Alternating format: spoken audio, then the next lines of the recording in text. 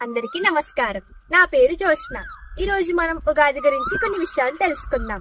ఉగాదిని యుగాది అని కూడా అంటారు. యుగానికి ఆది కాబట్టి యుగాది అని అంటాం. అలాగే ఉగా అంటే నక్షత్రం, నక్షత్ర గమనానికి ఆది కాబట్టి ఉగాది అని అంటాము. ఉగాది అంటే సృష్టి ప్రారంభమైన రోజు. మన హిందూ పంచాంగం ప్రకారం ఒక్కొక్క తెలుగు సంవత్సరానికి ఒక్కొక్క పేరు ఉంటుంది. ఈ ఏడాది ఉగాది పేరు విశ్వావసునామ సంవత్సరం. ఈ నెల మార్చి 30వ తేదీ ఆదివారం పాడ్యమి తిథి నుండి ఈ విశ్వావసునామ సంవత్సరం మొదలు కానుంది. అంటే అధిపతి సూర్యుడు. చైత్రమాస శుక్లపక్ష తిథి నాడు బ్రహ్మదేవుడు ఈ సృష్టిని ప్రారంభించాడని నమ్ముతారు. వసంత ఋతువు ప్రారంభం కావడంతో కొత్త జీవితానికి నాందిగా యుగాదిని జరుపుకుంటారు. మన పురాణాల ప్రకారం మత్స్యావతారం ధరించిన శ్రీ మహావిష్ణువు సోమకుని సంహరించి వేదాలను బ్రహ్మదేవుడికి అప్పగించిన సందర్భంగా ఉగాదిని జరుపుకుంటారు. అలాగే బ్రహ్మదేవుడు ఈ జగత్తును చైత్రమాస శుక్లపక్ష ప్రథమ దినాన సూర్యోదయం వేళ సమగ్రంగా సృష్టించాడంటారు. అలాగే మన తెలుగు 60 సంవత్సరాల్లో ఈ విశ్వావసునామ సంవత్సరం 39వది.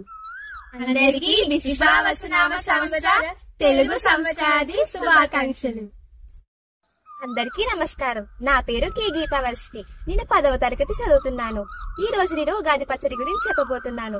ఉగాది రోజు ముఖ్యమైన వంటకం ఉగాది పచ్చడి. సుఖ దుఃఖాలను సంతోషాలను సమానంగా స్వీకరించాలని తెలియజేయడమే ఉగాది పచ్చడి యొక్క ఆంతర్యం. ఇవి మానవ జీవితానికి మార్గదర్శక సూత్రాలుగా నిలుస్తాయి.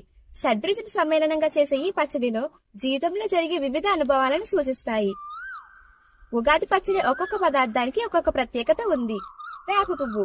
వసంత ఋతువు రాగానే వేప చెట్లు అన్ని కలకలలాడుతూ పూలపాన్పుతో ఉంటాయి. జీవితం పూలపాన్పు కాదు, సంతోషకరమైన ప్రయాణం కాదు.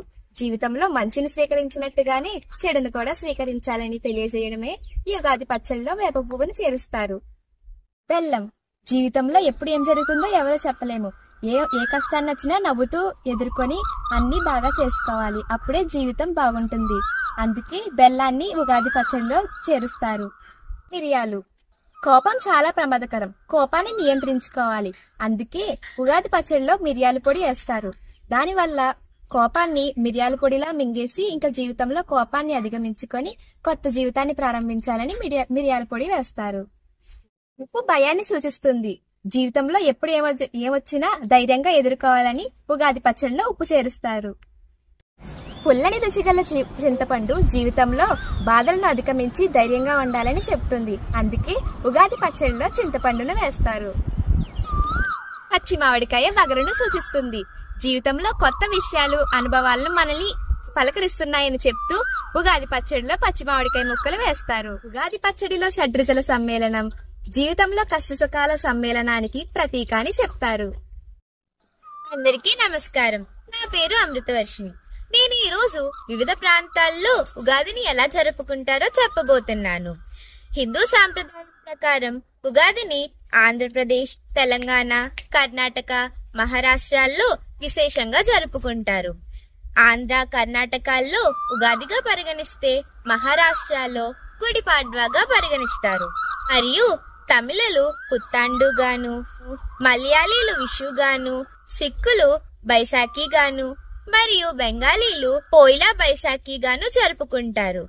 ఈ ఉగాది రోజున మన ఆనవాయితీల ప్రకారం వేప పువ్వు పచ్చడి, పంచాంగ శ్రవణము, మిత్రదర్శనము, ఆర్యపూజ, గోపూజ, ఏరువాక వంటి పేరుబడిన ఆచారాలు పాటిస్తాము. తెలుగు సాంప్రదాయం ప్రకారం ఈ ఉగాదిని రైతులను గౌరవించే వేడుకగా జరుపుకుంటాము. మన ఆంధ్రప్రదేశ్ లో మనం ఈ పంచాంగ శ్రవణం ద్వారా కందాయ ఫలాలను, ఆదాయ ఫలాలను, మంచి చెడులను తెలుసుకుని దానికి అనుగుణమైన నిర్ణయాలు తీసుకోవడానికి ఇష్టత చూపుతాం. మరియు దీన్ని రైతులను గౌరవించే పండుగగానే కాకుండా దీనిని మనం అనుకునే పండుగగా జరుపుకునేది ఈ ఉగాది పర్వదినం. అందరికీ విశ్వావసునామ సంవత్సర తెలుగు సంవత్సరాది శుభాకాంక్షలు.